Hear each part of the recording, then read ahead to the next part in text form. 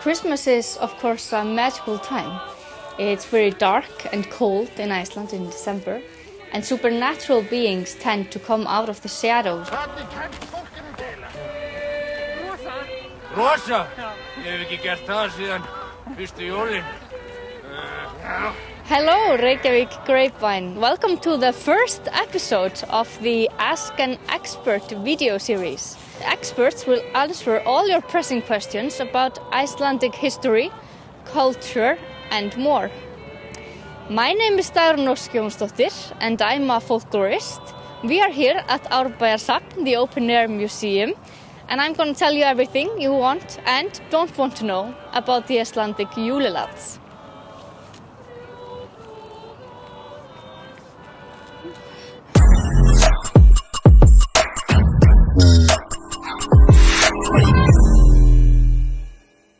Christmas is, of course, a magical time.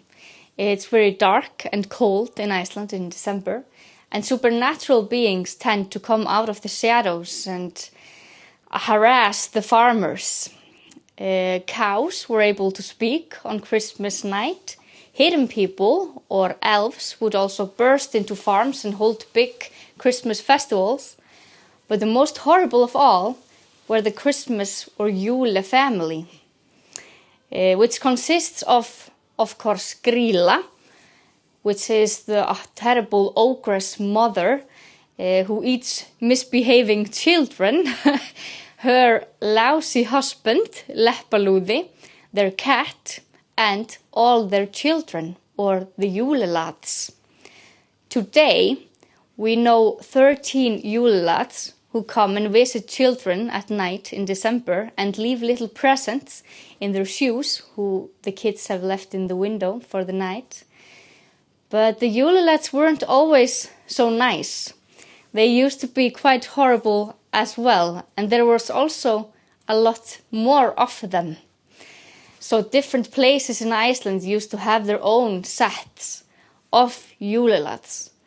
And in the east, stories tell us that each farm even had its own Yule Lad for the whole Christmas season. And the Yule Lads in those stories, they behave a little bit like demons, perhaps, since they become fatter when someone curses at the farm. Which is very interesting that they are so concerned with Christianity. But at the end of the Christmas season, they would eat the skinniest Yule Lad.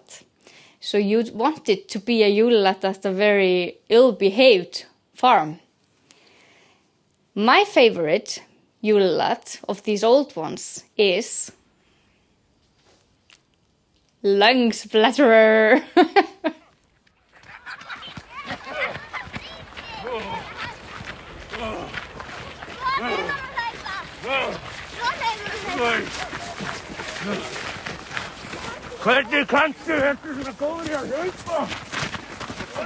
For those who remember these old Yule Lads, Lungsplatterer was the most horrible one.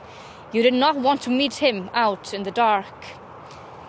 He had his lungs on the outside of his body, and when he saw young children outside, he would run after them and try to hit them with his wet and bloody lungs. Quite disgusting. But there are many more Yule Lads, around 100, and one of the others, more nicer ones maybe, was Donut Beggar.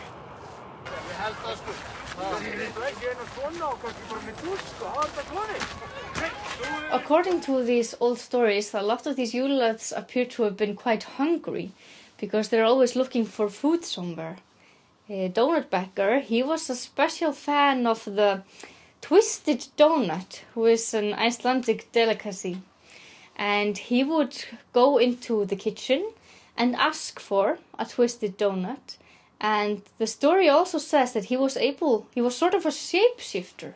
So he could turn himself into a young child when he asked for the donut. And then if he was lucky enough to get one, he would run away with it very happily. But there were not only Yule Lads back then, we also had Yule Lassies. or female Santa Clauses.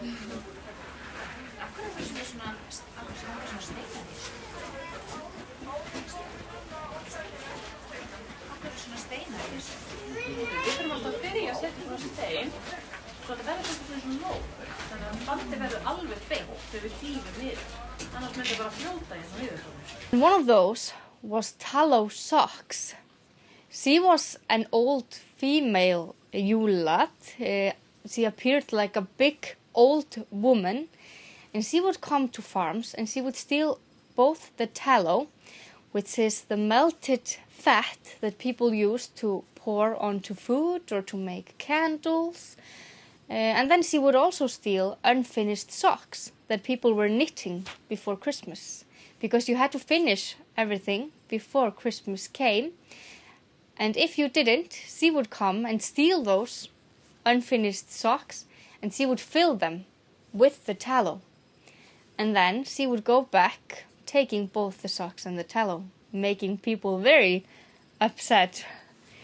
She also has a sister, which shows how important the tallow was.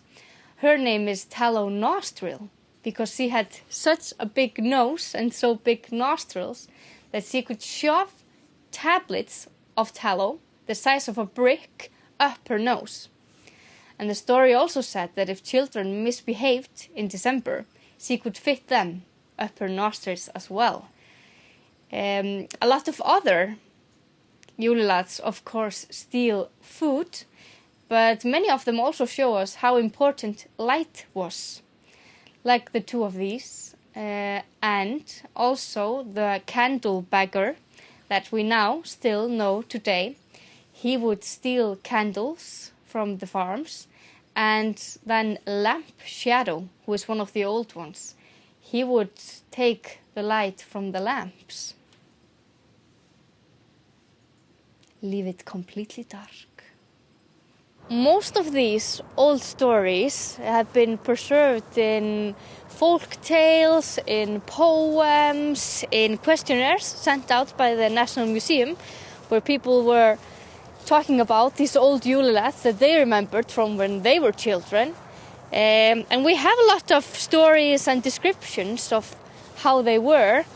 According to some of the oldest stories, they had very long legs. They were quite big because they are half trolls. Their mother, Grýla, of course, is a troll. They also were quite... they used to wear all black clothing. Now we often see them wearing old traditional farmers' clothes or the more traditional red outfit that we know from other places as well. But they used to be wearing all black because then they could easier hide in the shadows and jump forward to scare both adults and children. And people were really afraid of the Yule Lads. Now we also believe that they come from the mountains and they live in a cave somewhere in a mountain close by. But in the old stories, they both come from the mountains, but sometimes they also come from abroad in ships made from sealskin that they would then hide over the Christmas time while they were visiting the farms. And while they used to be very scary, they have now become much better behaving. It happens around the middle of the 20th century. That they get news of other Yule Lads or Santa Clauses who are much more liked than they were. So they decided to change their ways a bit. And then at around the same time we also choose, or those 13 that we now know were chosen. And the rest of them, we don't know where they are today. Maybe just lying around somewhere in the cave or still hiding in the shadows waiting for their time to shine. Who knows?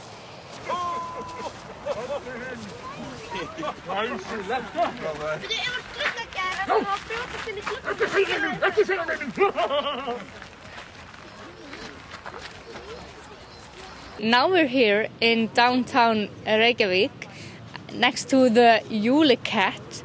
And although the Yule Lads have become better with time, the Yule Cat has not.